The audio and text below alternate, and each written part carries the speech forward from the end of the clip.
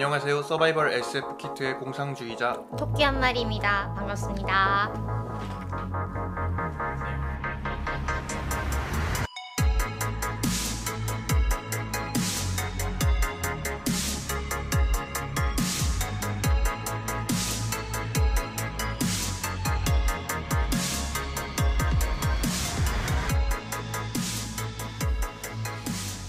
네.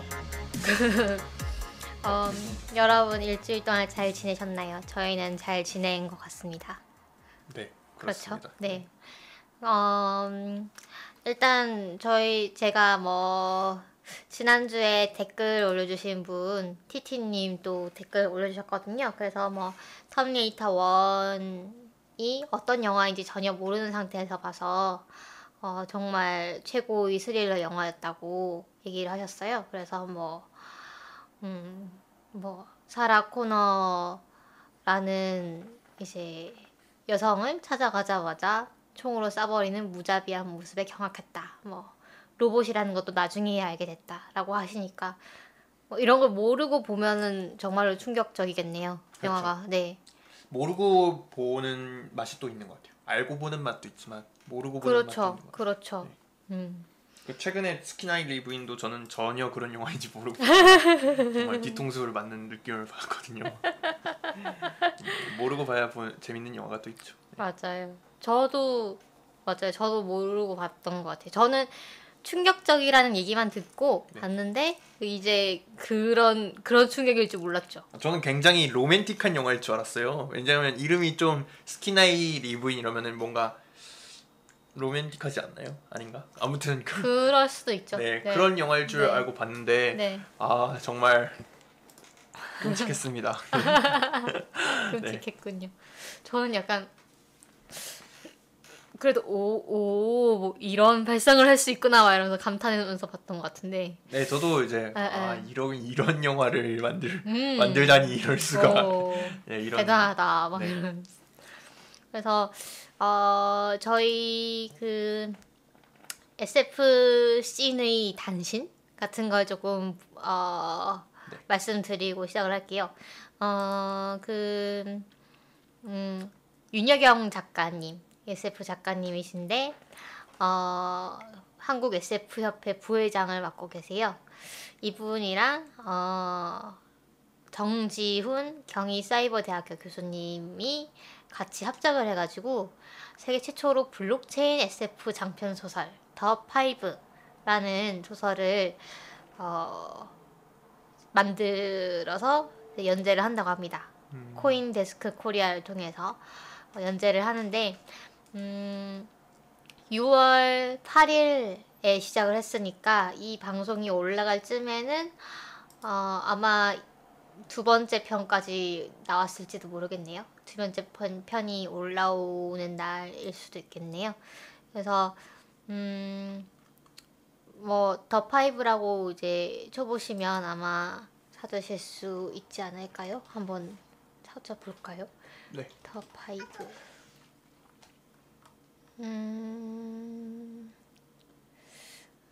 아니네요. 이 웹툰이 나오네요. 아, 웹툰인가요? 네. 아니요, 웹툰은 아닌데 블록체인 SF 더 파이브. 블록체인 SF라고 치거나 아니면 코인데스크 더 파이브 이렇게 치면 나오는 것 같아요. 그래서 보시면 사파도 되게 멋진 게 들어가 있고 그래서 인터넷으로 보실 수 있으니까 한번 보시는 것도 좋을 것 같습니다. 블록체인으로 SF를 쓴다. 잘 상상이 안 가네요. 이게 블록체인으로 SF를 쓰는 게 아니고 블록체인을 소재로 해서 네네, 그렇죠. 그게 상상이 잘 안 가네요. 저도 사실 좀 그래요. 저는 사실 아직까지 블록체인이 뭔지를 개념을 잘 모르는데 혹시 설명해 주실 수 있나요? 저도 정확하게 아는 건 아닌데 그래도 수학과 대학원생이시니까 저보다 훨씬 낫겠죠. 그러니까 안에 내부에 작동 방식이 어떻다 이런 거는 사실 그렇게 중요한 것 같진 않고요. 아, 그런가요? 네. 그렇군요. 네, 그러니까 대충 온라인상에서 금 같은 거를 발명을 했다라고 생각하시면 쉬울 것 같아요. 네. 그러니까 온라인상에서 뭔가 저축할 수 있고 서로 교환할 수 있는 그런 통화 체계 같은 걸 발명했다. 이렇게 위조할 수 없는 형태로 네. 온라인상으로 존재하고 네. 그런 것을 발명했다라고 보시면 될 것 같아요. 네. 그리고 어느 나라에 의해서도 또 그 통제받지 않는. 그리고 또 그 이건 이제 1세대에서는 뭐 이런 기능밖에 없었지만 2세대, 3세대로 오면서 이제 거기에 추가적인 기능을 얹어가지고 네. 그 통화 자체를 이제 여러 가지 기능으로 쓸 수가 있게 됐어요. 그래 예를 들어서 통화 자체에 프로그램을 얹어가지고 그 소프트웨어를 돈 위에 이렇게 올려가지고 그 돈이 이제 거래될 때마다 프로그램이 돌아가게 된다거나 네. 아니면은 그 컴퓨터에 이제 빈 공간 같은 거 있잖아요. 네. 예를 들어 컴퓨터가 100테라바이트인데 뭐 나는 1기가바이트밖에 안 쓴다. 그러면 네. 엄청 많이 남잖아요. 네. 그거를 돈으로 바꿔서 판매할 수도 있습니다. 그거를 돈으로 바꿔서 판매하면은 네. 사람들이 그 돈을 이제 사면은 네. 컴퓨터 용량을 대신 쓸 수 있게 되는 거죠. 그런 식으로 그 예전에는 그 생각하지 못했던 그런 어떤 정보나 그런 어떤 그 IT 재화 같은 거를 계산할 수 있는 척도로 바꿔주는 그런 기술. 계산할 수 있고 거래할 수 있는 형태로 바꿔주는 기술이라고 생각하시면 될 것 같아요. 안 그래도 무슨 블로그에 글을 쓰면 네. 그걸 좋아요를 누르는 만큼 뭔가 비트코인을 벌 수 그렇죠. 있는 플랫폼이 있더라고요. 그 이름이 뭐였죠? 이름이 잘 기억이 안 기억은 나네요. 네, 기억이 잘 안 나서. 아무튼 그 저는 원리가 궁금해요. 아 원래가 궁금해요. 네. 어, 채굴하는 게 도대체 뭐 하는 거예요? AI가 이 예를 들어 아까 같은 경우 하드 드라이브를 파는 경우에는 네. 하드 드라이브를 등록을 해주면 그 하드 드라이브에 알맞는 만큼 그 시스템 네트워크에서 암호 같은 거를 주는 거예요. 네. 근데 그 암호 자체가 이제 그 암호라는 거는 유일성이 있거든요. 그 암호가 다 네. 유일성이 있고 그래서 뭐 금덩어리 같은 역할을 하게 되는 거죠. 네. 그래서 이제 그걸 팔 수 있게 되는 거죠. 그 암호를 그 네. 암호 쪼가리를. 네. 네, 왜 그걸 돈 주고 사는지 사고 파는지 잘 이해가 안 되겠지만 네. 이제 예를 들어 그 암호를 통해서 하드 드라이브에 접근할 수 있는 권한을 줄 수도 있고 그건 이제 그 코인의 종류마다 다른 건데 가장 유명한 비트코인은 아무런 기능이 없어요. 그거는 그냥 채굴하고 판매하는 것만 가능하거든요. 그 채굴이란 거는 뭐냐면 네.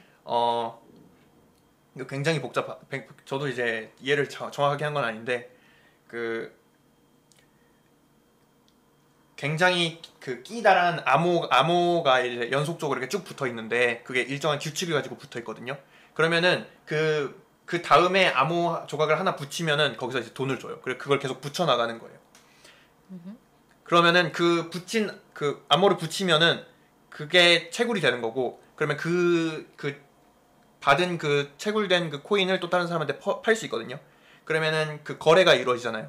그러면 거래 내용이 그 쭉 이어진 그 암호로 쭉 이어진 그걸 이제 체인이라고 하는데 그 체인 안에 거래가 저장이 돼요. 네. 네, 그런 식으로 해가지고 체인이 연결된 게 이제 비트코인입니다. 그래서 체인이 이렇게 쭉 이어져 있고 그 안에는 이제 거래들이 담겨 있고 그 상자를 만드는 것이 채굴이에요. 그래서 이게 왜 이게 그 해킹이 불가능하냐고 하면은 이거를 해킹하려면은 예를 들어 거래 하나를 위조하고 싶다. 그러면 내가 예를 들어 여기 있는 거래를 위조하고 싶으면은 이 앞 뒤에 생성된 모든 거래를 한꺼번에 위조를 해야 돼요. 왜냐면 이게 다 연결되어 있기 때문에. 네. 그런데 뒤에서는 계속 새로운 거래가 생성되고 계속 채굴하면 계속 붙잖아요. 네. 그러니까 사실상 그 위조를 하고자 하는 그 컴퓨팅 파워가 이 새로 체인을 형성하는 컴퓨팅 파워보다 약하면은 불가능하게 되는 거죠. 강하면 가능한가요? 만약 위조를 하고자 하는 사람들이 힘을 합쳐서 이제 예를 들어 절반 이상이 돼야 되죠. 절반 이상도 아니고 거의 그 99%를 차지해야 한다고 뭐 들었던 것 같은데 그렇게 해야만 위조가 가능하다고 하네요. CPU 파워가 그 정도 돼요. 그래요. 네. 근데 이게 굉장히 그 독과점의 문제도 있습니다. 비트코인 같은 경우는 중국 같은 경우에 굉장히 이 비트코인이나 뭐 그 거기서도 이제 코인을 따로 만들었잖아요. 거기서 이제 그 코인 내부에서도 막 알력 다툼이 있었거든요. 막 독과점을 하려고 하고 그거를 이제 독과점을 못하게 하려고 하는 그런 측이 있었는데 이제 독과점을 못하게 하려는 파에서는 이 원래 독과점이 되어 있던 코인에서 좀 더 그런 짓을 못하게 코인을 새로 만들어내니까 코인을 업데이트를 하니까 이제 독과점을 하던 측에서는 아 우리가 원래 있던 코인의 가치가 떨어진다 이러면서 이제 거기서 또 떨어져 나오고 막 이러면서 코인 막 여러 개가 생기고 막 그런 네. 게 있습니다. 그렇군요. 감사합니다. 아 네. 네. 그 뭐 좀 감이 잡히셨는지 모르겠네요. 네, 제가 설명을 잘 못해가지고 아닙니다. 준비를 좀 해왔으면 제가 설명을 잘 할 수 있을 것 같은데. 그럼 다음 시간에 다시 네. 네, 하시는 걸로. 네, 알겠습니다. 네. 근데 뭐 대강 조금 저는 느낌은 좀 왔어요. 근데 이게 그렇죠. 뭔가 그 온라인상에서의 이게 코인 뭔가 가치가 생겼다는 게 사실 온라인상에서는 온라인 아니면 뭐라고 해야지 전자 이 세계에서는 복제가 무한정으로 가능하잖아요. 그래서 어떤 오리지널리티라고 해야 되나? 네. 어떤 가치가 생성되기가 되게 어려운 게 여러분 혹시 제 나이 또래라면 그 소리바다 그를 기억하실 수도 있을 것 같아요. 소리바다라는 서비스가 있었는데 그 MP3 음악 파일을 그냥 다운받을 수 있는 P2P 같은 그런 플랫폼이었거든요. 그래서 근데 그거를 사실 그러니까 MP3 파일 그러니까 음원에 대한 가치가 아예 없어져 버렸던 거죠. 그냥 복사를 해서 뭐 붙이면 되니까. 기차가 지나가고 있습니다, 여러분. 네, 기차가 지나가서 문을 닫고 왔습니다. 그래서 물론 근데 지금도 사실 마음만 먹으면 음원을 그냥 쉽게 복사할 수 있잖아요. 그렇죠. 네. 근데 이제 만약에 뭐 이런 비트코인 같은 기술이 거기에 좀 접목이 된다면 뭐 복제할 수 없는 음원 같은 것도 만들어낼 수 있지 않을까요? 그렇기보다는 진품 같은 걸 만들어낼 수 있겠죠. 예를 들어 그 미술품 같은 건 진품이 있잖아요. 네. 진품 외에는 가짜로 지급되잖아요. 음악 같은 경우를 진품 파일 하나만 만들 수는 있겠죠. 예를 들어 아니면은 진품 10,000개 이렇게 가지고 뿌린다거나 그럴 수 있겠죠. 이 그 암호화라는 것 때문에 이런 게 가능한데 그 암호화에서 이제 코인을 만들어내거든요. 그래서 이 숫자 배열이 조금만 바뀌어도 결과물이 굉장히 달라져요.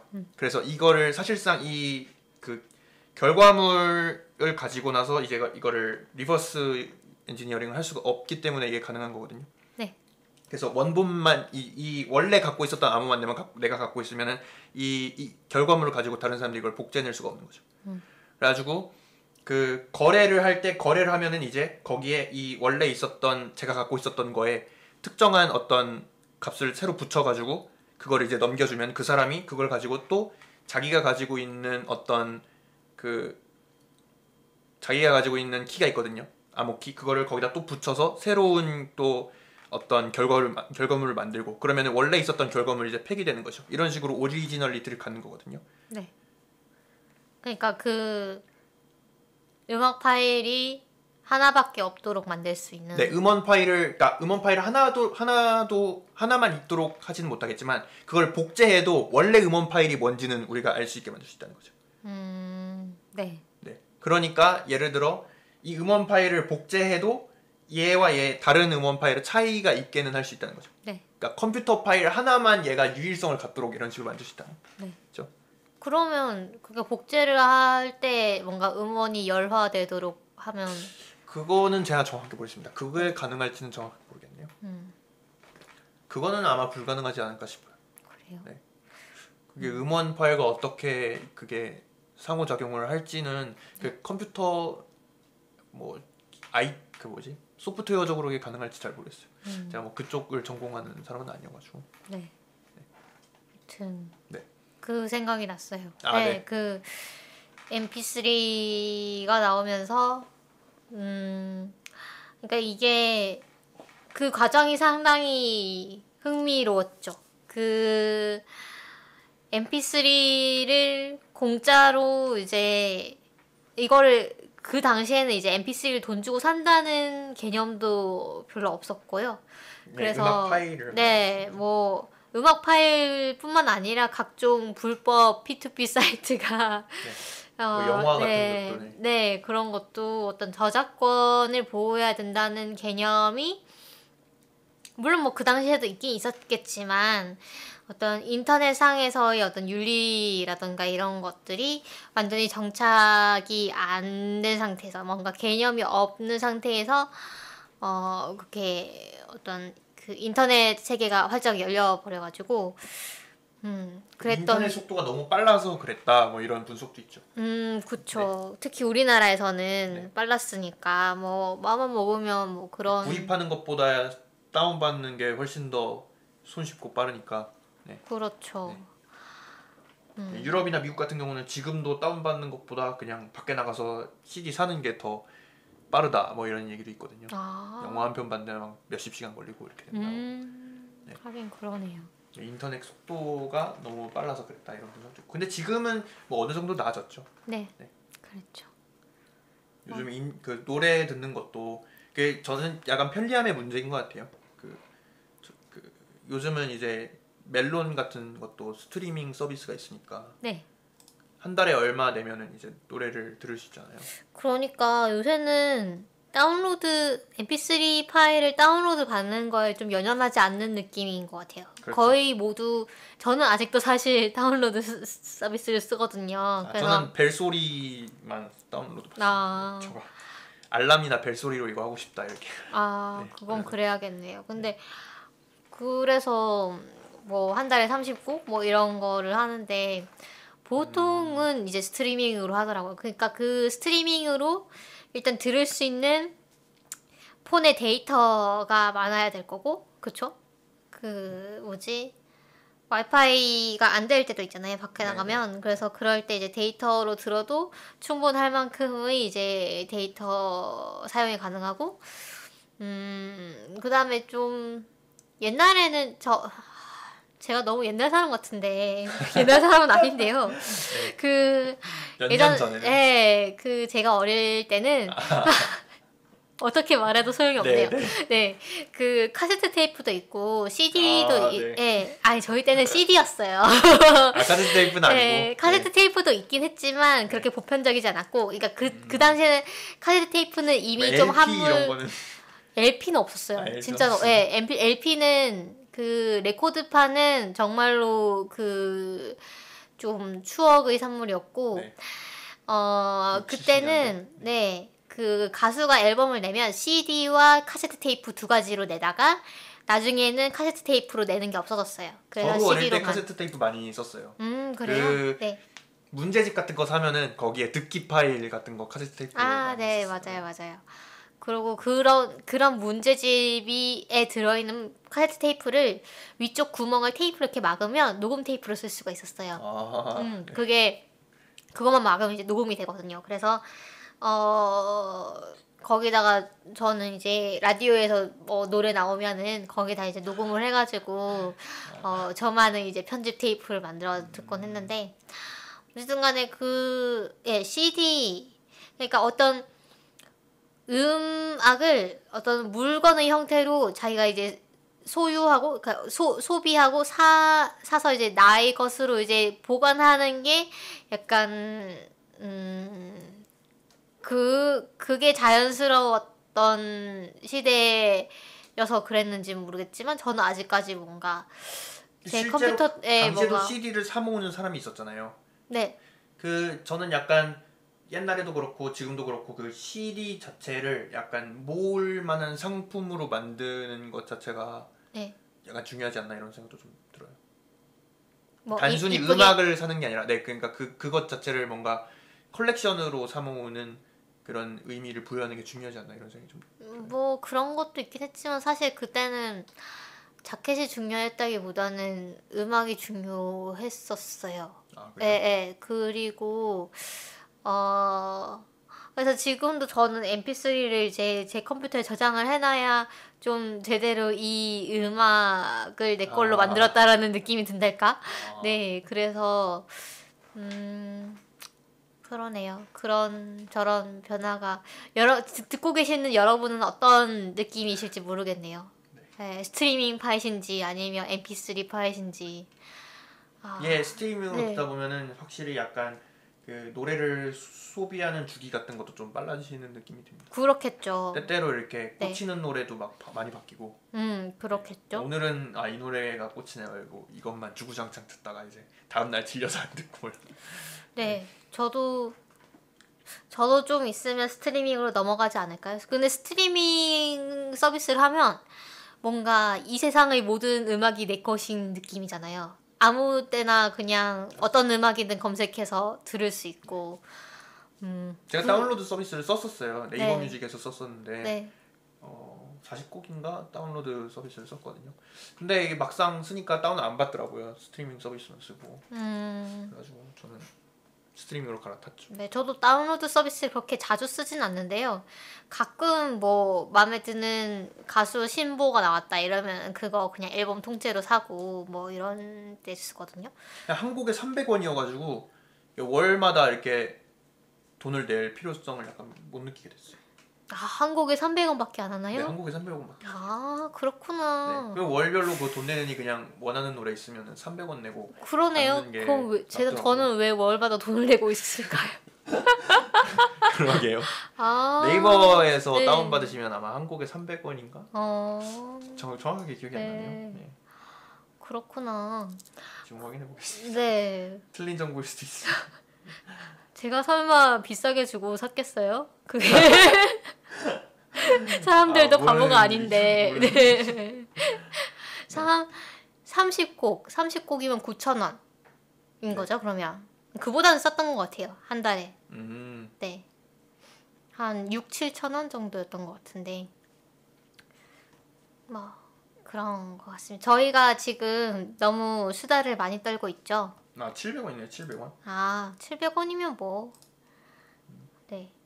그렇습니다. 그 단신 하나만 더 소개하고 갈게요. 네. 그 이윤하 작가님, 이분은 미국인이신데 한국계 미국인이십니다. 그래서 이분이 휴고상에 노미네이트 됐다고 해요. 그래서 나인 폭스 갬빗이라는 어떤 음악 테크닉을 이용한 우주전함, 뭐 밀리터리 스페이스 오페라 장르라고 하네요.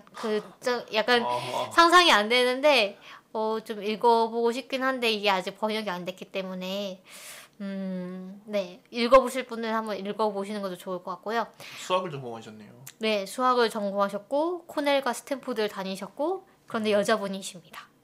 그럼 저는 사실 이분 그냥 이름만 들었을 때는 당연히 남자라고 생각했어요. 저 요즘 이런 거 많이 느껴요. 그냥 성이 표시가 안 돼 있으면 무심코 남자라고 생각하는 경향이 그래요? 제가 있더라고요. 네.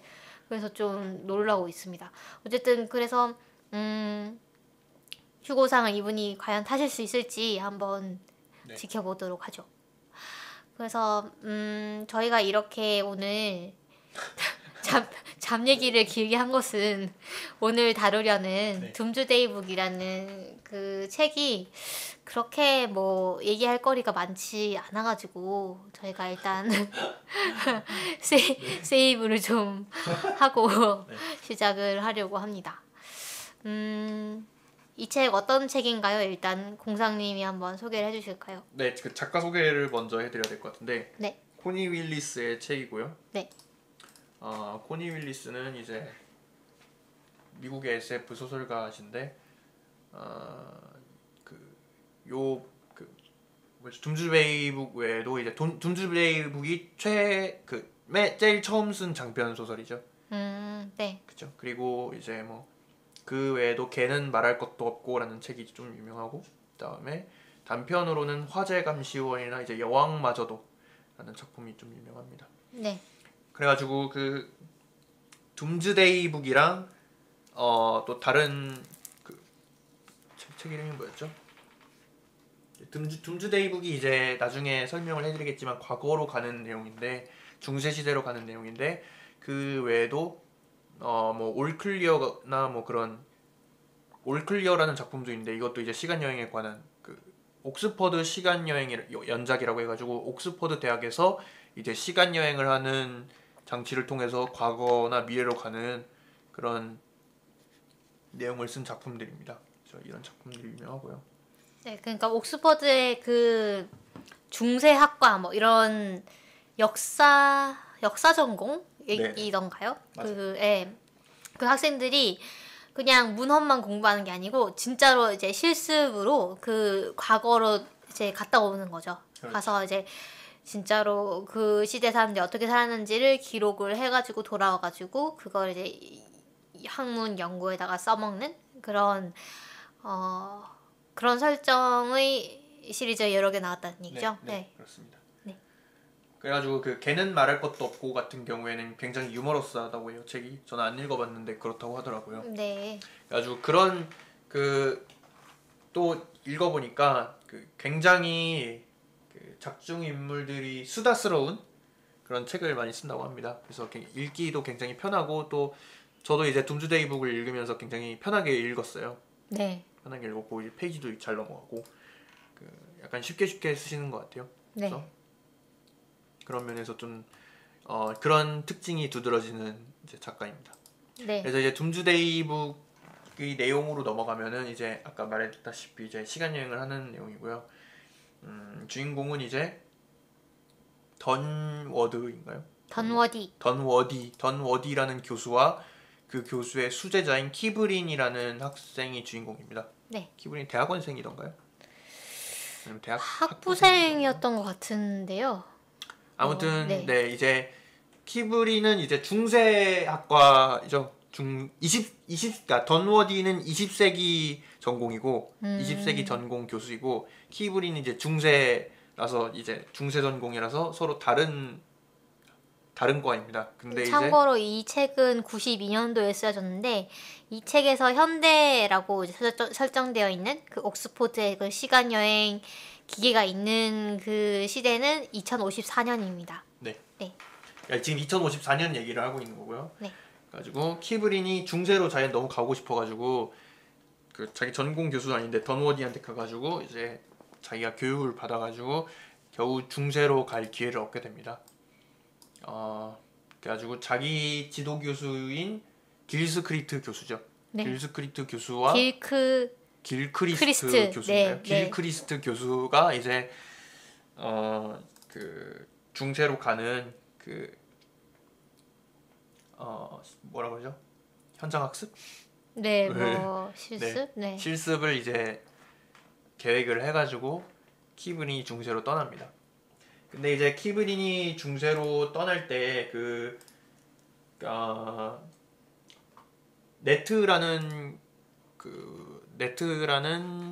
기계를 쓰거든요. 네. 네트라는 기계를 써서 과거로 가는데 그 네트라는 기계를 조작하려면 기술자가 있어야 됩니다. 그 기술자의 이름이 바드리입니다. 바드리는 파키스탄 사람이던가요? 그쵸. 파키스탄인지 인도인지 뭐 그쪽. 네. 그래서 그 성이 차우드리. 네. 제 기억으로는 파키스탄 사람이었던 것 같은데. 네. 그러니까 사실은 파키스탄 사람은 아니고 그 파키스탄계 미국인 유럽인 그 영국인이었던 것 같아요. 네. 그래가지고 바드리가 이제 기술자인데 그 키브린이 이제 중세로 떠나자마자 그러니까 중세가 1320년이죠 처음에는. 네. 1320년으로 가는 것으로 계획이 돼 있어가지고 글로 갑니다. 그런데 그 가자마자 갑자기 바드리가 병에 걸려서 쓰러지죠. 병에 걸려서 쓰러지고 엄청난 전염병이어가지고 그 소설 막바지에는 거의 780명 정도가 감염이 되고 그 중에서 거의 몇 명이 죽죠? 몇 명이 죽는지 정확하게 모르겠네요. 뭐 몇십 명이었나? 네, 뭐 하여튼 몇십 명이 죽습니다. 네. 그래가지고 중요한 인물도 막 죽고요. 그렇죠. 아렌스라는 그 인물이 나오는데 덩어리에 굉장히 친한 그 의사로 나옵니다. 네. 그런데 그 소설 막바지에는 이제 충격적이게도 죽게 됩니다. 그 병으로 인해서. 여러분 지금 스포를 다 듣고 계신데요. 네. 네. 제가 스포 경고하는 걸 좀 깜빡했는데. 네. 비용. 네.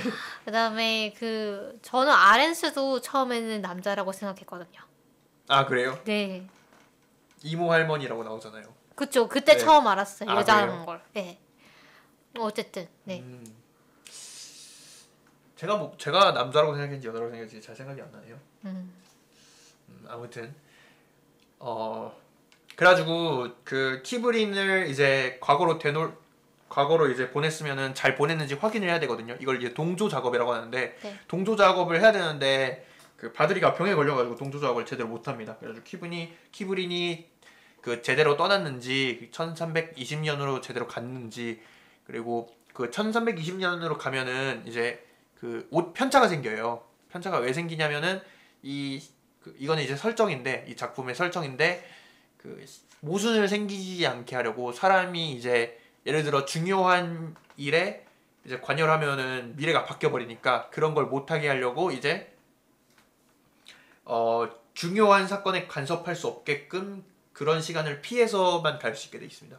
그래서 그렇죠. 예를 들어 그 나치 독일 시대로 가가지고 막 히틀러를 저격하려고 하면은 시간 여행을 하려고 그러면 시간 여행이 안 되고 막 더 미래로 가게 된다거나 더 과거로 가게 된다거나 이렇게 되는 것이고 그렇죠. 시간 편차가 생깁니다. 네, 그 네트의 원동력이라고 할까요? 그게 이제 시공간 연속체라는 걸로 나오는데 사실 뭐 설정이 아주 자세히 나오진 않지만 이게 제 생각에는 그 타임 패러독스를 막기 위해서인 것 같아요. 그러니까 평행 우주론을 쓰지 않으면서 타임 패러독스를 막기 위해서는 이제 시간 이제 축이 하나이지만 우리가 과거로 돌아갈 수 있지만 그게 미래로 영향을 미쳐서는 안 되죠. 타임 패러독스가 안 일어나려면 그래서 이런 설정을 한 것 같아요. 근데 저는 사실 이 설정이 나름 신선하긴 한데 뭐 별로 그렇게 정말로 그럴 것 같지는 않다는 느낌이랄까. 왜냐하면 인위적인 느낌이 있긴 하죠. 네, 왜냐하면 저는 과거 일이 미래에 영향을 안 미치는 경우가 없을 것 같거든요. 아무리 뭐 네, 잘 아무리 피해서 작은 가도 그 나비 효과라는 영화에서도 나오듯이 그래서 뭐 그렇게 작동을 할 것 같진 않지만 어쨌든 이 네. 소설에서는 그렇게 작동을 합니다. 네. 어디까지 얘기했죠? 바드리가 뭐 쓰러져가지고 동조 작업을 못했다. 네. 과거로 잘 갔는지 확인을 못했다. 네. 가지고 그 시간 편차라는 개념이 있다. 네. 네, 시간 편차라는 개념이 있다. 제대로 갔는지 정확하게 모른다. 바드리가 쓰러지면서 계속 막 그런 얘기를 합니다. 그 뭐라 그러죠? 뭔가가 잘못되었다 막 이러죠. 그렇죠. 뭔가가 잘못되었다 이러는데 뭔가가 잘못되었다 그러는데 뭐가 잘못됐는지는 제대로 얘기를 안 해요. 사실 그러니까 굉장히 이제 읽는데 답답한 게 네. 이 책에서 정말 그 약간 뭐라 그래야지? 그 옛날 90년대 코미디 영화에서 나오는 오락 영화에서 나오는 그런 문법인 것 같은데 그 주인공 하여튼 등장인물들이 뭔가 진실을 말하려고 하다가 무슨 방해꾼이 생기거나 아니면 여기서는 이제 바드리가 자꾸 되게 그 죽기 직전 상태거든요. 그래서 엄청 아프니까 잘못됐어요 교수님. 그래서 뭐가 잘못됐어? 그럼 그 정신을 잃는 거예요. 네. 그래서 횡설수설하고 자꾸 네. 교수님 앞에 있는데 교수님 찾고 막 그러니까 덩어리 교수님은 어디 계시죠? 앞에 있는데 네. 그러니까 네. 그래서 그 좀 의도적으로 이 스토리 전개를 드라마틱하게 하기 위해서 자꾸 이렇게 중간중간에 끊는데 이게 취향이 안 맞으면 상당히 답답하실 수 있을 것 같아요. 네. 아무튼 그래가지고 현재 그러니까 2054년에서는 전염병이 퍼져가지고 그 사람이 막 죽어나오고 그럽니다.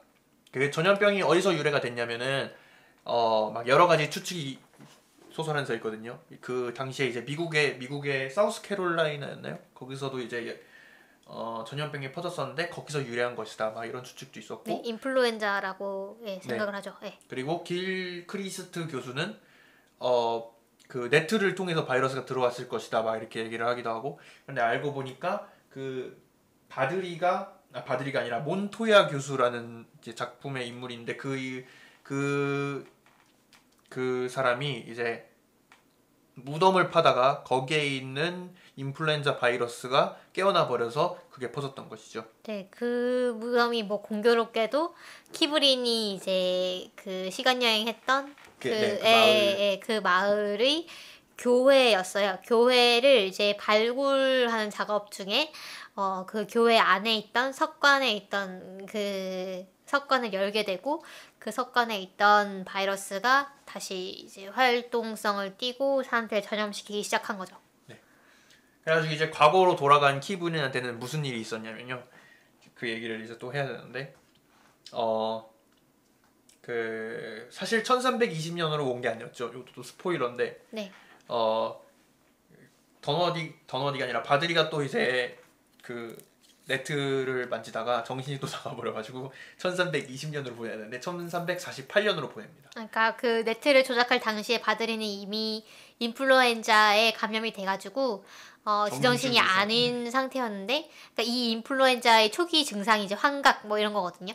그래서 그 때문에 이제 그 좌표를 잘못 조작한 거죠. 그래서 원래는 1320년으로 갈 예정이었는데 1348년 그 흑사병이 한창 시작할 때쯤으로 가버리게 됩니다. 네. 그래가지고 키브린이 이제 도착했을 때 어떤 그 마을의 그 영주의 가족의 도움을 받게 됩니다. 근데 영주는 이제 거기에 없고요. 영주는 멀리 어디 바스라는 곳에 있었고 마을 이름이 기억이 안 나네요. 그 어떤 마을에서 이제 가족들의 도움을 받아가지고 네. 사실 그 키브린도 그 병에 걸린 채로 왔었죠. 그 인플루엔자. 네, 인플루엔자를 걸린 채로 와가지고 굉장히 막 제정신이 아니고 막 자기를 구해준 사람한테 막 살인자라 그러고 나중에 나오겠지만 그 무슨 신부였죠? 존슈 아닌데?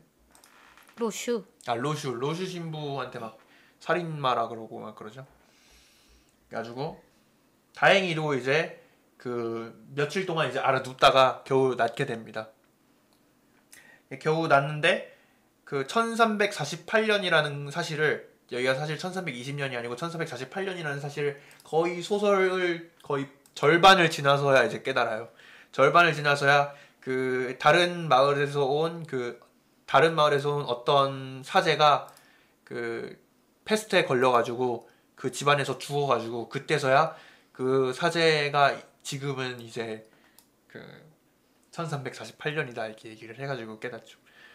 하지만 이제 그 알았을 때는 이미 늦었고 그 마을에서 이제 전염병이 돕니다. 전염병이 돌아가지고 거기에 있던 모든 사람들이 다 이제 전염병에 걸려가지고 키브린이 돌보던 딸 2명이랑 아그네스랑 한 명이 누구였죠? 로즈먼드. 예. 그리고 그 둘의 어머니인 엘로이즈 맞나요? 네, 엘로이스. 하고 또 그 구해주었던 그 로슈 신부도 다 죽죠. 네, 다 죽고, 그러니까 집사도 죽고. 그 마을에서 그 키브린을 빼놓고 다 죽죠. 왜냐하면 키브린은 이 흑사병, 그러니까 페스트에 대해서 백신을 맞고 이제 과거로 간 거기 때문에 키브린은 걸리지 않고 이제 다른 사람들은 다 죽죠. 그래서 키브린이 제발 이분은 마지막에 죽은 사람이 이제 로슈 신부였는데, 로슈 신부가 정말로 헌신적으로 사람들 보살피다가 결국은 자기도 이제 병에 걸려서 죽습니다. 그래서 저는 이제 여기서 키브린이 사실 몸은 멀쩡했지만 정신 건강이 좀 걱정이 됐어요. 왜냐면 다른 사람들이 다 죽어나가니까. 그래서 정말 아그네스 같은 경우는 되게 애기였거든요. 한 8살? 7살? 네, 아그네스는 여잔지 몰랐어요. 아, 그래요? 네. 아그네스는 이름만 봐도 여자잖아요. 그런가요? 그렇지 않나요? 네. 어쨌든 그래서 아그네스가 죽을 때 정말 좀 충격을 많이 받은 것 같고, 이 키브린이. 왜냐면 애기니까 더 마음이 아팠겠죠? 그래서 거기 보면 저는 그래서 뭐 요까지 할까요? 그 줄거리 얘기를? 다 얘기 안 해도 되나요? 네. 딱히 뭐 다 얘기할 될 필요가 있을까요? 있나요? 그래서 이제 네. 좀만 더 얘기하자면은 네.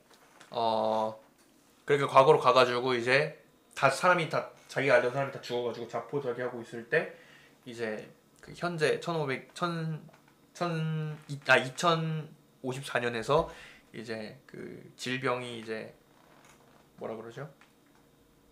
전염병이 더 이상 퍼지지 않고 이제 네, 백신 같은 게 만들어져가지고, 그래가지고 네, 실험실이 다시 열려서 이제 과거로 돌아와가지고 키브리는 다시 데리고 돌아갔다 이런 내용입니다. 네. 그래서 키브리는 무사히 이제 미래로 가긴 하지만, 뭐 그렇게 해피엔딩은 아니죠. 왜냐하면 키브린이 이제 과거로 가서 신세를 지던 그 마을이 뭔가 쑥대밭이 되고 뭐 전멸했으니까요. 그래서 이 책에서 저는 사실 그 저희가 이 책을 그 SF 소설 읽는 모임에서 같이 읽었거든요. 네네. 근데 다들 얘기를 하는 게 이 책에서 시간 여행적인 요소가 그렇게 중요하게 쓰이는 것 같진 않다라는 얘기를 했어요. 그래서 굳이 이게 시간 여행을 썼어야만 하는 내용은 아닌데, 왜냐하면 시간 여행을 이용해서 뭔가 문제를 해결한다든가 뭐 그런 내용들이 없잖아요. 근데 그냥 초반에 키브리 시간 여행을 했고, 그 다음에 거기서 이제 흑사병의 도래를 목도하고, 그다음에 뭐 다시 돌아가는 것일 뿐인데, 그럼에도 불구하고 저는 이제 그래서 그 시간여행이라는 요소를 쓴 이유는 그냥 이 작가가 중세의 어떤 모습을 더 자세히 묘사를 하고 싶었던 게 아닌가라는 생각이 들었어요. 그래서 저는 이런 거 되게 좋아하거든요. 과거의 사람들이 실제로 어떻게 살았을까를 상상해보고 또 이제 사료를 보고 막 이런 거를 되게 좋아해가지고 저 어렸을 때 그런 거 되게 좋아했어요.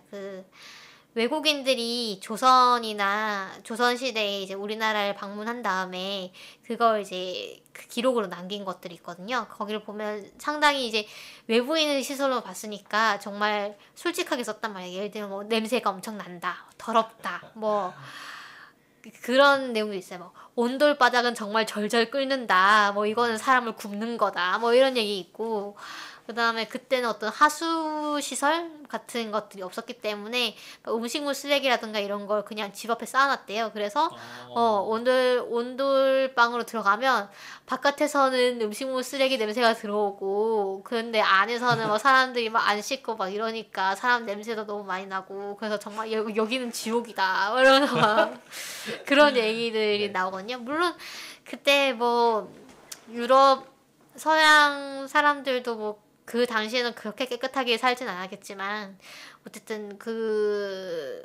그런 이제 묘사들이 많이 나와요. 그래서 그런 것들이 여기서도 우리가 나오죠. 1200년대부터 이제 이불을 빨지 않은 것 같다 뭐 이런 얘기도 그렇죠, 나오고 그렇죠. 그래서 네. 어, 빈대도 돌아다니고 네. 우리가 사극을 보면 사실 사람들이 되게 깔끔하게 나오잖아요. 네. 근데 사실 실제로는 그렇지 않았다는 거죠. 그렇죠. 그래서 그런 부분을 보는 걸 되게 재밌어하는데 그래서 저는 이 책을 보면서도 사실 현대 얘기는 별로 재미가 없고 현대 얘기는 자꾸 바드리가 얘기를 하려다 말고 하려다 말고 그래서 너무 답답하고 키브린의 그 중세 얘기가 참 재밌었어요. 중세로 내려가기 위해서 키브린이 각종 뭐 준비를 엄청 열심히 하거든요. 예를 들면 그 당시의 그 옷을 짓는 방법으로 짠 그런 옷을 직접 준비를 하고 내 손톱도 막 이렇게 흙 같은 거 막 이렇게 일부러 파가지고 되게 막 뭉툭하게 만들고 뭐 그 당시에 썼던 언어 같은 거를 모기다. 죄송합니다. 모기가 들어와 버렸네요. 이런. 어쨌든 당시에 썼던 언어를 이제 미리 다 공부를 하고 중세 영어라던가 라틴어 뭐 이런 걸 다 공부해서 가고 근데 뭐 결국은 그게 좀 소용이 별로 없었지만 그런 세세한 것들 그 다음에 실제로 이제 그 과거로 갔을 때 사람들이 얼마나 안 씻는가 뭐 이런 얘기를 하거든요. 예를 들면 그 당시 사람들은 위생관념이 그러니까 어떤 병이 세균을 매개로 해서 퍼진다던가 이런 게 없었기 때문에 상처가 났을 때 이걸 소독하려는 생각도 전혀 안 하고 그 다음에 뭐 상처를 되게 더러운 어떤 수건 같은 걸로 감싸기도 하고 그 다음에 어떤 요강 같은 걸 만진 다음에 손을 씻는 거에 대한 개념도 없었고 뭐 여러 가지 네. 그런 뭐 음식도 형편없었고 그러니까 그런 것들이 저는 제일 좀 괴로울 것 같은 것들이 그 방한이 안 된다는 거였어요. 춥다. 그러니까 돌로 지은 이제 성에서 그 당시엔 유리도 없었거든요. 네. 그래서 그 방문을 그냥 그러니까 창문을 약간 천 같은 걸로 그냥 막아놨어요. 그러니까 얼마나 춥겠어요. 거기다 난방 시설도 이제 제대로 없는 데니까. 그래서 아 정말 모닥불 춥겠다. 피워놓고. 네, 모닥불 피워놓고 그 앞에 다들 모여 앉아가지고 거기서 막 자고 그런 묘사들이 세세하게 된 게 저는 되게 재밌었어요. 저도 그 통역기라는 설정이 좀 재밌었거든요. 아 네. 거기 보면은 그 통역기가 나오는데 그 통역이 이제 우리가 생각하는 그런 자동으로 통역을 해주는 기기가 아니라 그 언어적인 능력을 이렇게 좀 더 끌어올려주는 그런 기계잖아요. 그래가지고 이제 처음에는 통역기가 제대로 작동을 안 해가지고 왜냐면 그 사람들이 하는 말을 하나도 못 알아듣으니까 작동을 안 하다가 그 사람들이 하는 단어나 어절 같은 거를 이제 조금씩 습득을 하면서 그 언어적인 능력이 바로 이렇게 확 올라가 버리는 그런 걸 묘사한 게 좀 재밌더라고요. 그게 약간 그 요즘 구글 번역기랑 좀 비슷한 원리로 작동하는 것 같지 않나요? 네 맞아요. 저 그 느낌 그쵸. 들었어요. 네. 그 뭐지? 말하는 내용을 많이 들을수록 이 통역기 품질이 좋아지는 거예요. 네, 네. 근데 사실 이게 92년 빅데이터 얘기하니까. 네, 92년도에 쓰여진 작품인데 어떻게 머신러닝의 개념을 넣었는지 좀 지금 생각해 보니까 되게 신기하네요. 네. 저는 약간 그 왜 현재 얘기하고 과거 얘기를 썼는지 뭐 이거를 의도한 건지 모르겠지만 현재에서도 바이러스가 퍼지고 과거에서도 바이러스가 퍼지잖아요. 네. 그래서 그거를 약간 좀 대칭적으로 보여주고 싶었던 게 아닐까 이런 생각이 좀 들더라고요. 과거에서는 이제 다 죽잖아요. 그렇죠. 현재에서는 이제 많이 살잖아요. 그 그런 격리라는 시스템이 작동을 하죠. 그렇죠. 그게 제일 좀 큰 차이였던 것 같아요. 그래서 예전에는 이 사람들이 흑사병을 피해서 마을을 나가서 막 다른 데로 가는데 그게 오히려 병을 퍼뜨리는 역할을 했다고 나오고 근데 사람들이 뭐 예를 들면 시체 가까이 가면 안 된다라든가 뭐 감염자 가까이 가면 옮는다든가 이런 개념이 전혀 없었기 때문에 선벌이라고 생각했죠. 네, 그냥 뭐 애꿎은 사람 잡아서 죽이고 뭐 이방인이면 죽이고 여자면 뭐 마녀로 몰아서 죽이고 뭐 이런 식으로 했다고 해요. 그래서 네, 그래서 그걸 그 약간 대비해서 보여주고자 하는 걸 생각하지 않았나 이런 생각이 들더라고요. 그렇죠. 네. 그래서 그 흑사병에 대한 묘사도 상당히 무섭게 나오잖아요. 네. 아 정말 그 흑사병의 증상을 몰랐는데 이 책을 읽기 전에는 네 이제 다 압니다. 멍울이 생기고 맞아 멍울이 생기고 네. 뭐 손톱 밑이 파랗게 되고 네. 이게 뭐 호흡기로 퍼지는 패스트가 있고 선 아닌 게 패스트가 있고 폐 패스트가 그렇죠 있는데 그렇죠 예 폐 패스트가 훨씬 빨리 진행이 되고 네. 뭐 이런 그래서 그 안에 나오는 등장인물들도 약간 평면적이었던 것 같아서 실망스러운 점이 있었지만 그래도 매력적인 캐릭터는 있었던 것 같아요. 네 그러니까 나쁜 놈은 계속 나쁘거든요. 네. 그래서 좀 그런 부분이 좀 재미없을 수도 있긴 한데 사실 길 크리스트 교수가 너무 나쁘게만 묘사되는 게 사실은 좀 실망스러웠어요. 저는 책을 읽으면서 저 사람도 뭔가 자기도 좋은 의도에서 뭔가 저런 일을 하는 게 아닐까 싶었는데 하나도 안 나오더라고요. 그냥 그러다가 그냥 죽어버리더라고요. 그렇죠. 네. 허무하게 길 죽고 크리스트 교수도 죽습니다. 이건 스포일러. 네 스포일러 네.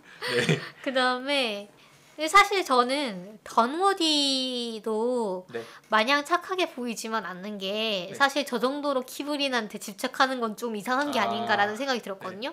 왜냐하면 사람들이 다들 괜찮다, 우리 뭐 몇 번이나 확인했다라고 하는데 이 던워디는 계속 안심을 못하고 아니야 뭔가 잘못됐을 거야라고 하면서 막 계속 막 그 아픈 바드리를 잡고 뭐가 잘못됐어, 뭐가 잘못됐냐고 막 이러고. 아니 실제로 잘못됐잖아요. 그렇긴 한데 실제로 감이 있던 거 아닐까요? 실제로 잘못됐으니 망정이지 만약에 아니었으면 이건 정말 엄청난 민폐가 아닌가라는 생각이 들었어요. 그러니까 그 길크리스트가 물론 길크리스트도 나쁜 좀 뭐랄까 답답한 네. 인간이긴 한데 더너디도 저는 조금 더너디의 그 행동이 그렇게 개연성이 있는 느낌은 아닌 느낌이었어요. 그냥 작가가 극을 진행하기 위해서 얘를 이렇게 만들었지 딱히 현실에 있을 법한 인간상은 아니라고 저는 생각했어요. 저는 책 읽으면서 그 로슈 신부라는 캐릭터가 굉장히 제일 마음에 들더라고요. 아 네, 맞아요. 정말 헌신적이고 그쵸. 좀 무식하긴 하지만 네. 정말로 헌신적이고 좀 마지막에 가니까 좀 멋있어 보이더라고요. 네. 그렇죠. 죽을 때도 이제 그 자기의 속죄를 하면서 이제 막 이렇게 구구절절 얘기잖아요. 굉장히 그리고 사실 감명 깊은. 네, 그 이민 부인이라고 그 엘로이즈의 시어머니는 네.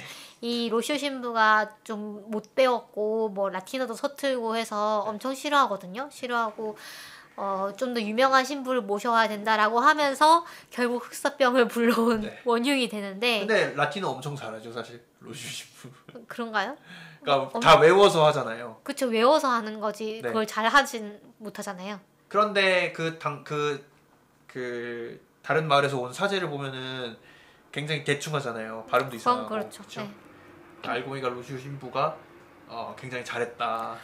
그렇죠. 로슈 신부는 최선을 다했던 거죠. 좀 성의를 다해서 어떤 미사를 집전하고 했던 건데. 네. 그리고 그 크리스마스 때는 그때는 금식을 했다면서요.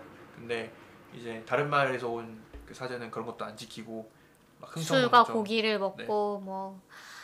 근데 이 로슈 신부가 정말로 좀 대단했던 건 저는 키브린이 이제 미래의 어떤 위생관념이라던가 이런 네. 걸 가지고 사람들을 이제 페스트로부터 격리시키려고 하는데 네.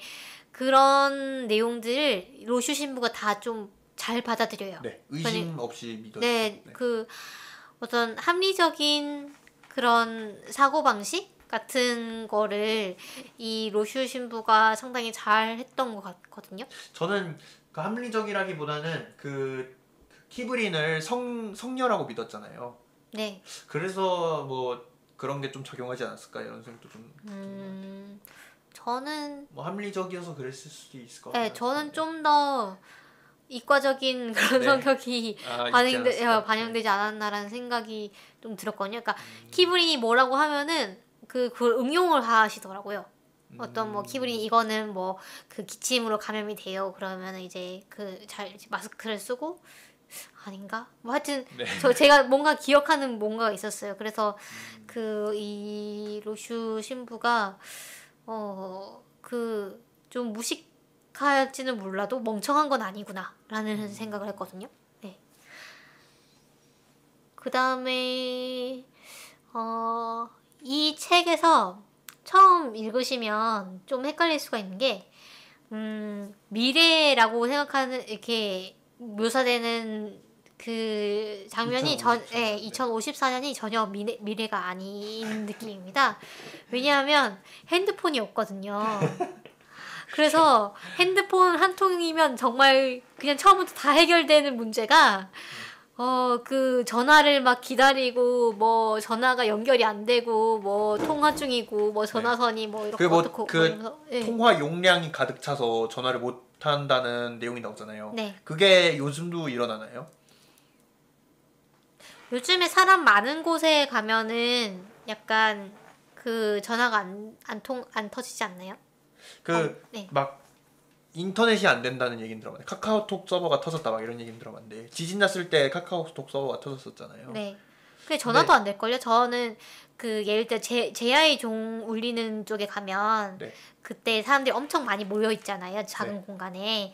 그때 이제 사람들이 또 통화도 많이 하잖아요. 새해 첫날이니까 그 제아의 종소리를 들으면서 막 이렇게 사랑하는 사람들한테 막 이렇게 전화를 하는데 너무 많은 사람들이 전화를 하니까 거기서 좀 이렇게 대역이 좀 그 맥스가 돼가지고 전화가 안 터지는 경우가 있어요.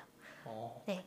실제로 일어나는 일이군요. 네네네. 요새는 좀 많이 좋아졌죠. 요새는 사실 그런 경우가 많이 흔치 않을 텐데 저 한 10년 전만 해도 예를 들면 뭐 월드컵 응원을 하러 가서 사람들이 엄청 많다거나 뭐 이런 사람이 많이 모였을 때는 통화가 잘 안 되는 경우가 있었어요. 네. 그래서 이게 92년도에 쓰여진 작품이기 때문에 그 미래의 모습이 우리가 지금 생각하는 미래의 모습과 다르다는 걸 좀 인지를 하셔야 이해가 좀 잘 되실 것 같아요. 그래서 예를 들면 핸드폰이 없고 대신에 화상 전화는 있어요. 사실 우리 어렸을 때 이제 보는 책 뭐 미래의 과학 뭐 이런 거 보면은 꼭 화상 전화 나오고 수륙 양용차 뭐 이런 거 나오고 네. 지금 전혀 쓰이지 않는 그런, 물론 화상 전화를 할 수는 있지만 사람들이 뭐 그렇게 많이 쓰진 않죠. 그렇죠. 네. 네.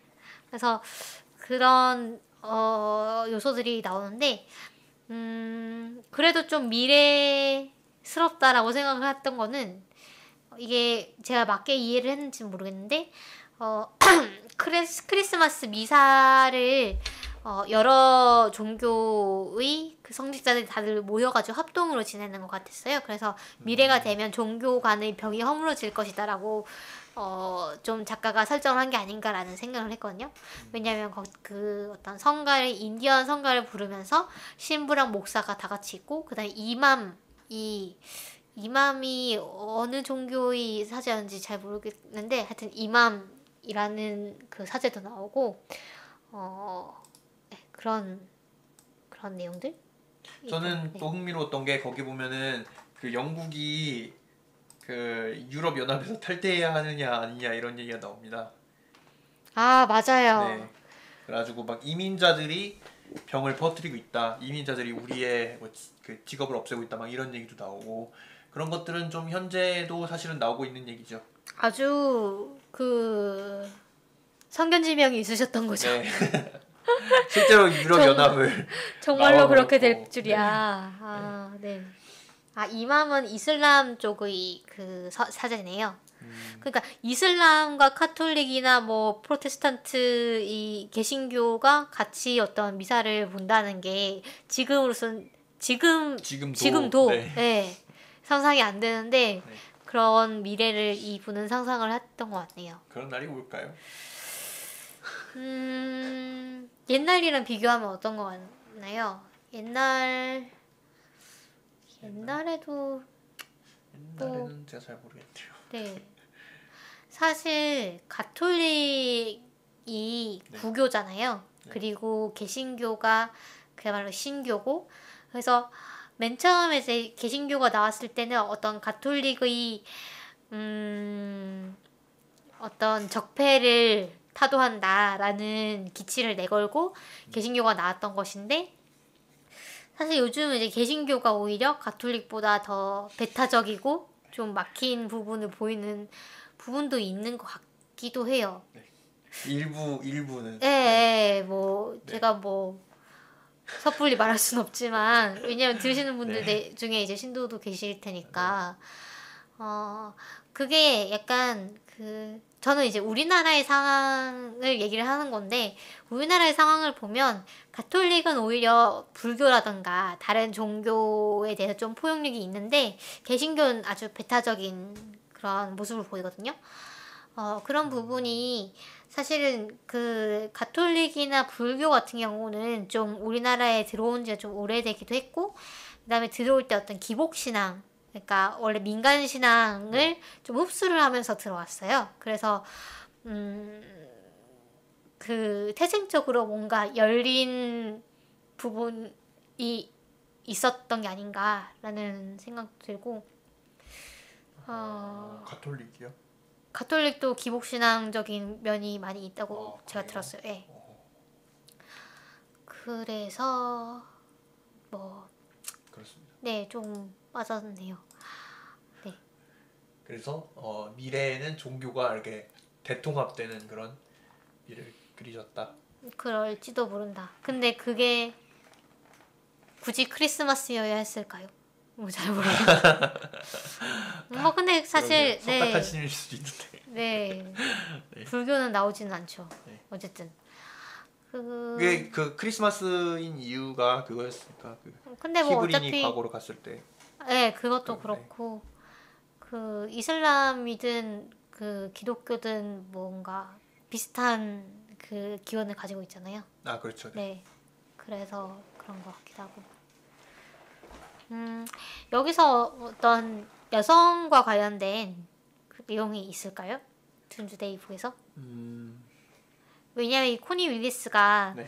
나중에 이제 그 쓰는 책들을 보면 그 여왕마저도라는 단편이 있거든요. 여기서 이제 생리에 대한 얘기를 아주 코믹하게 그리고 있는데 그래서 어떤 페미니즘적인 코드를 살짝 넣는 것 같기도 해서요. 뭐 작가 자체가 이제 여성이기도 하고 네.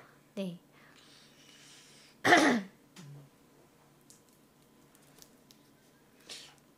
딱히 없었나요? 글쎄요. 일단 키브린이 주인공이고 네, 키브린이 뭐 여성이다. 여성이고 그다음에 중세로 돌아갔을 때 주요 등장인물들이 거의 여성 아니었나요? 아, 네, 그, 예, 그렇죠. 그 집에 남자가 네. 없고 그 엘로이즈 그다음에 이메인 부인 그러니까 며느리, 시어머니 그리고 손녀 딸들이 그다음에 이제 손님. 네. 예, 키브린. 주로 이제 주 등장인물들이고 네. 그들이 이제 어떤 이야기를 끌어가잖아요. 근데 사실은 주요 등장인물들에 비하면은 다른 등장인물들은 너무 어 그냥 이야기를 이끌어 나가기에 있는 게 아닌가 싶을 정도로 그 약간 내적 묘사가 제대로 안 되어가지고 사실은 키브린이나 그 던워디랑 그리고 뭐 콜린 정도를 제외하면은 거의 아무런 그런 약간 등장인물들의 영향가가 좀 없다라는 느낌이 들었어요. 네. 그래가지고 사실은 뭐 정확하게 그런 부분이 있는지는 잘 모르겠네요. 저는 그런 부분을 보고 이제 그런 생각을 했는데 물론 이제 그 어떤 여성에 대한 내용이 어필이 되는 부분이 그렇게 많은 건 아닌데요. 어, 키브린이 중세 시대로 간다고 했을 때 더너디 교수가 엄청나게 걱정을 하면서 너 거기가 얼마나 위험한 곳인지 아느냐라고 하면서 이제 네, 말리려고 하죠. 네, 그래서 13세기에는 이 여성이 중상류층이라도 혼자서 나다니면 그 강간이나 살인 당할 위험이 너무 컸기 때문에 아버지나 남자 친척이 꼭 동행해야 했다. 이런 내용들이 나오거든요. 그래서 이건 사실 우리나라도 뭐 마찬가지이긴 했죠. 그래서 남자 친척이 꼭 동행을 해야 됐고, 그 다음에 로즈먼드가 13살로 나오는데, 큰 딸이에요. 근데 얘가 어떤 가문간의 뭐 어떤 혼약을 위해서 50대 정말 아저씨? 할아버지? 뻘의 남자한테 시집을 가야 했고 뭐 이런 내용들이 약간 보여주고 있는 게 아닌가라는 생각은 했습니다. 그래서 그렇습니다. 네 저희가 네, 오늘 둠즈데이북을 소개해봤습니다. 네. 네 공상님은 뭐 어떤 뭐 총평을 후기 하자면 총평. 네, 음, 일단은 뭐 기본적으로 좀 편하게 읽을 수 있었던 작품이었고, 아쉬운 점은 약간 있었지만, 소재 자체는 제가 처음 보는 소재여가지고 일단 그 과거로 이제 그 실습을 하러 과거로 간다, 역사를 탐구하러 과거로 간다 이런 소재 약간 저한테는 처음 보는 소재여가지고 좀 지루하지 않게 읽었던 것 같아요. 그러니까 아쉬운 부분이 있었지만 그래가지고 저는 그 이거 말고 다른 그 연작이 있잖아요. 그거를 좀 읽어보고 싶다는 생각이 들더라고. 거기서는 또 어떤 과거나 어떤 미래를 그렸을지가 좀 궁금해지는 그런 소설이었다. 네. 네. 저희랑 도서 토론을 했던 한 분이 그 이 코니 윌리스의 다른 작품을 다 읽어보셨대요. 근데 이 작품이 제일 재미가 없었대요. 아, 네. 그래서 다른 작품들을 혹시 저희가 뭐 다음에 다루게 된다면 뭐 더 재밌지 않을까라는 생각도 들고 저는 아까 말씀드렸다시피 이제 역사적인 부분에 있어서 되게 흥미가 동했기 때문에 재밌긴 했고 근데 재미있었지만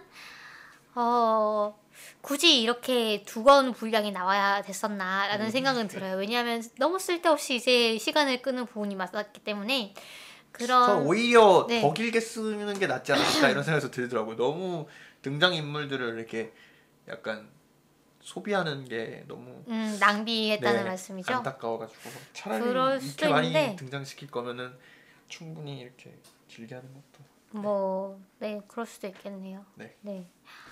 그래서, 어쨌든 그 상당히 대사가 많고, 좀, 다들 뭐 등장인물들이 좀 수다스럽다, 뭐 이런 분위기의 네. 소설이었습니다. 그래서 저희가, 다음 방송에서는 어떤 내용을 다룰 예정이죠? 다음 방송에서는 저희가 이번 방송에 이어서 시간 여행에 대해서 좀 더 전체적으로 다뤄보려고요. 그래서 여러 가지 작품들을 다뤄볼 건데 뭐 예를 들어서 그 나만이 없는 거리라는 애니메이션도 있고 또 그 뭐가 있죠 또?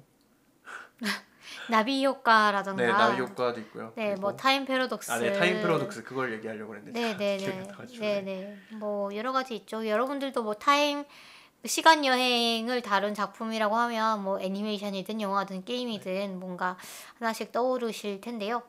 뭐 그래가지고 그중에 뭐 그 인과관계에 대한 뭐 모순에 대한 이야기라든지 그런 것 전체적으로 좀 이제 해보려고 합니다. 네, 작품 하나를 가지고 할 건 아니고 시간 여행이라는 주제를 가지고 이제 제가 넓게 네, 여러 작품들을 한번 소개를 해보려고 합니다. 그래서 저희 작품 팟빵 파티 유튜브를 통해서 송출되고 있고요. 뭐 그 팟캐스트 그 아이튠즈의 팟캐스트에서도 물론 들으실 수 있습니다. 그리고 저희 페이스북에 서바이벌 SF 키트 페이지 운영하고 있으니까요. 뭐 댓글 달아주시거나 하시면 저희가 읽어 소개해드리도록 하겠습니다. 물론 해드리는 게 너무 부끄럽다라고 하시면 그렇게 얘기를 하시면 저희가 뭐 굳이 뭐 소개를 안 해드릴 수도 있습니다. 그러니까 무서워하지 마시고 솔직한 감상을 많이 남겨주시면 저희가 해치지 않아요. 앞으로 예 방송에 많은 참고를 하도록 하겠습니다. 그럼 저희 다음 주에 만날까요? 네, 네, 다음 주에 봐요. 다음 주에 만나요. 어, 어, 어, 어, 어, 어.